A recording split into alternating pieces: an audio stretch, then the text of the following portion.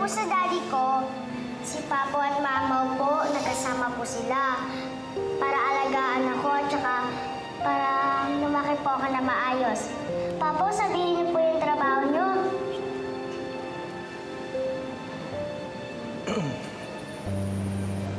Ako po si Eman de la Paz. Ako po ang papa ni Munding.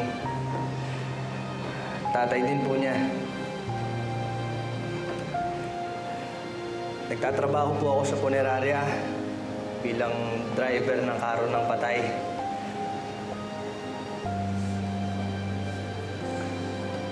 Pero ngayon po, nag-aayos na lang po ako ng mga bulaklak ng patay.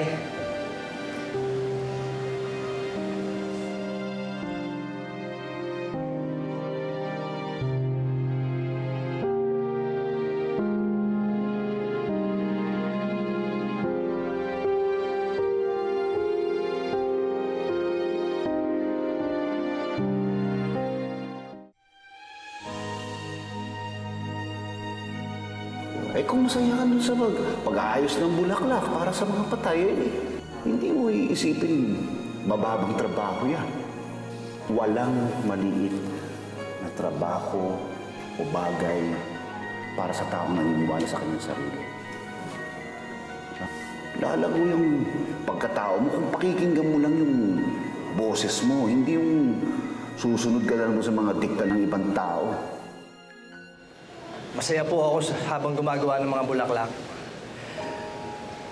Dahil sa pamamagitan nito, nadadamayan ko yung mga namatayan sa lungkot nila. Nagagawa ko silang mapangiti kapag maganda yung mga ginawa ko para sa mga mahal nila sa buhay. Hindi man ho ako nakapagtapos ng pag-aaral, naniniwala po ako na hindi po dapat malitin ang kahit na ano pa pong gawain. Basta't marangal ito, pinaghirapan mo at nakakatulong ka sa kapwa. Kaya ang may babahagi ko lang po sa inyo ngayong araw bilang Papa ni Munding, yun po ay ang bawat isa po sa atin ay may tungkulin para makatulong sa mundo. Wala pong maliit na trabaho. Basta't marangal ito at masaya ka dito. Salamat po.